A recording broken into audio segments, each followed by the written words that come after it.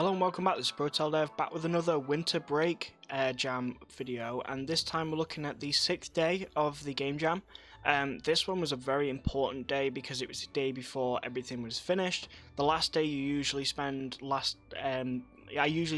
day working on menus and the main menu and credits and things, so this was a very important day to get the gameplay finished. And basically I still had quite a lot to do, so the 6th day was quite a hectic day. It was probably the day that I did the most on, and so to start off with, I'm going to be looking at the different enemies and their attacks. That was the main thing that had to be finished today, was all of the different enemies and their spawning. So this was a very enemy specific day. I also wanted to shade with some polybrush, and I'll go over that in a little bit. And I also worked on a village right over there. So to start off with, the enemies, the penguins were relatively the same. Again, they're just very much just there to block you, to get in your way, and just to soak up damage from other attacks, from things like snowballs and things. They're very simplistic, and they just move towards you as they always have. So they haven't changed. But the very next thing is the seal. Now the seal will move pretty slowly, gradually towards you.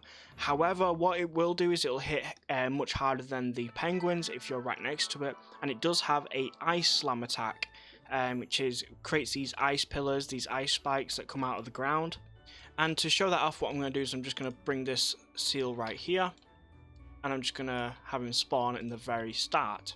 So what he's going to do is he's going to chase you around and spawn these spikes that will aim towards you, aim towards the player, and you just got to try and stay out the way. It's on its own, it's not a big threat, it's easy to stay away from, but if there's lots of them and they're spawning all around you, this can easily corner you and do a lot of damage. But on its own, it's not too bad, and it's very simple to deal with. It does have a little bit more health as well than a penguin.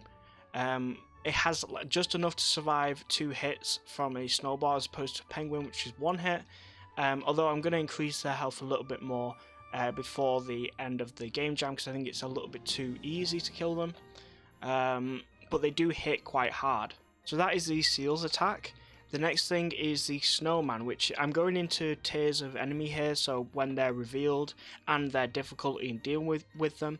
So the next one would be the snowman right here. So the snowman is just a normal enemy that will move very slowly, but he's a ranged enemy, so he's going to shoot you with a ice ball as opposed to a snowball which you throw. It's an ice ball, so it does more damage and it's quicker. It's also a little bit smaller, and this guy is just going to do that. We also do have some animations done for them, but there's also animations not completed yet, and they will be completed on the 7th day. As you can see, he does throw snowballs at you, which can do damage to you. So if I just stand still right here and then let him hit me with one of his snowballs any second, there we go. As you can see, he does do a bit of damage. A couple of these can easily get you in a corner as well, just like the seal. Of course, the big thing about these guys is that because it's all ranged and you can be off screen, you don't know where the direction these snowballs might come from. So if I'm just stood here and you can't see the snowball, as you can see, the snowball still hit me. So these guys can be really difficult to deal with if you don't know they're there, and that's going to be kind of their thing. Again, if we have a very quick look at their script as well, you can see that we can pretty much control their effect, their timing. They all have different times which count down, and they have different effects. And this one script is for all of the monsters, so depending on a specific monster type number, which we got here, will determine what effects they do. So we can control all of the enemies with just one script. So that's the snowman. The next enemy that you'll encounter is the gingerbread man, which is just called a toy on this, but it's basically a gingerbread man that will spawn a sugarcane that can hit you. And this is a very close range enemy. They're very quick, and they're going to be very difficult to deal with by turning and hitting with a snowball. These guys are very much meant to push you around and to chase after you very closely. Again, because they're close range but very quick, you're basically going to have to rely on other types of weapons as opposed to a snowball. So you're going to need maybe turrets to deal with these guys, or you're going to need something along the lines of the pudding bomb, because things like the turkey and the snowball, you just won't be able to turn around quick enough to deal with them. So if I just press play right here, you can see that they do chase after you, and it's a little bit, it's quite quick in comparison to a lot of the other enemies. The very next enemy that you'll have to deal with is the reindeer. This guy will get really up close and personal. He'll be very quick. He'll do a charge attack, which will keep you on your toes, and if there's multiple of these, they'll end up pushing enemies out the way. So if I press play right here, you'll be able to see what it actually does. So it does have a charge attack, and you can see its animation is working. It's a little bit aggressive, the animation, a bit quick, so I do believe I'll slow that down. And so this is what the reindeer does. He'll do a charge attack, and when he does, his horns will turn yellow. And he'll basically, after a certain amount of time, the charge will end and he'll be a much slower target. He definitely has one of the most health of all the enemies, so he'll take quite a few hits. As you can see, I've just hit him once then. Oh, he's got me. The next enemy is the elf, which is the second to last enemy that you'll fight. So this elf enemy's job is actually to limit the amount of space that the player can move around in, and to do that he basically puts down these special star traps that come out of presents. So if I just press play right here, what you'll see is he'll just move towards you. He won't do too much damage, but what he'll do is he'll put down these star traps. Now this guy actually doesn't have, move him a bit closer down, he actually has a bit of a weird navigation right now. I don't think his navigation was finished on this day. I think this was one of the last enemies I did. But basically what he'll do is he'll slowly move towards you, but he'll put down these star traps. And these star traps, once you walk into them, you can sort of see a little bit of a circle around. If you walk into them, it'll basically start doing a ton of damage to you.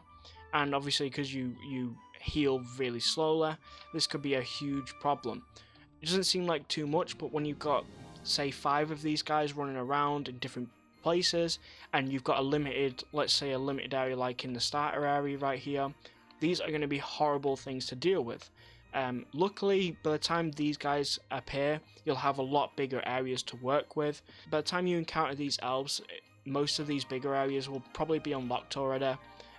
Presumably, if you haven't gone for all of the weapons first, you should be at the point where you have unlocked at least these big areas.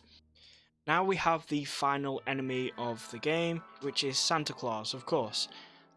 His main job is actually similar to the trap, his main job is to make it so that the area around all of these enemies is very difficult to dodge. He basically creates these presents. So what he'll do is, if we just spawn him in, you'll see what he does. He has a lot longer time and he has quite a lot of health, so dealing with him is going to be very, very difficult. I believe he has the most health, equivalent to that of the reindeer. And of course, yeah, his movement isn't working, but what you can see right here is he's spawning down presents. And you can see shadow luckily, but basically if you run into these presents, they'll do a ton of damage. So 3 of these presents is enough to kill you. They're not too big and they're not too dangerous on their own, but 3 of these Santa Claus can really cause a lot of damage. The next thing I worked on is actually the lighting. So I've rendered out the map, I've baked everything, I've made everything static so that the rendering can be even better. And you can see that we've got a nice little lighting effect, especially in the village area. And we've got, I did a lot post-processing effects on here as well, just to make everything look a little bit nicer. When the game actually plays, it looks even better. Of course you're looking down so you don't get the full extent of the lighting, but that's okay because I think it still looks really, really nice. And to add on to the lighting which I had to render, I decided to add Polybrush, and Polybrush allows me to add colour shading to a lot of the assets in the world. So as opposed to this just being a blank white material, I wanted to add in a lot of lighter blues and darker greys in there, just to make it more of an ice feel and rock, and really blend in with that environment and make it really seem like a winter zone. And I think it looks very, very nice. I think I did a really good job at it. I think it's one of the more prettier maps that I've created, especially in the last couple of years. Now, if you want to know how I've done all the Polybrush stuff, I've actually made a video on it before. And there's plenty of tutorials out there that show polybrush and what it can do. But basically, you can color in on materials, on individual meshes. It finds their specific vertex points, and you can color in those meshes. The very last thing that I did for day 6 was this village area. Now, the sides are all things that I've already done before on a previous game jam. I want to bring in that side section and this terrain to work with, mainly because I just didn't have a whole lot of time. And I brought in all these different assets assets will be in the credits of the game, which they always are. And I brought in this Christmas effects. I used the polybrush to create like a little bit of a darker path so that you can run around, make it blend a little bit better, and we got these presents. And then the final piece is right here. Now this area, because this is a final piece, basically I wanted this last area to be unlocked, allowing the player to just see how far they can get, how many waves they can do. This area was very much built in to be kind of like a reward area for the player to be able to just jump around and have fun. Of course, once they get this final piece, the door opens and they can leave. So this final area really is, just a place where the player can try and survive as long as they can, if they choose to. So that's going to be it. That's day 6 of the winter break jam. Another thing to mention is that I have already named the game Christmas Commandeer. Someone mentioned what the game was called, and it's right up here as a project name.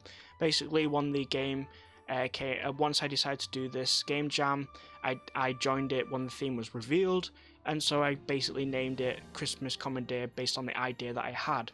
So yeah, that's day 6, and now moving on to day 7, the final day, and then I'll talk a little bit on the feedback, but that's for the next video. So this has been ProTaleDev, and I'll see you next time.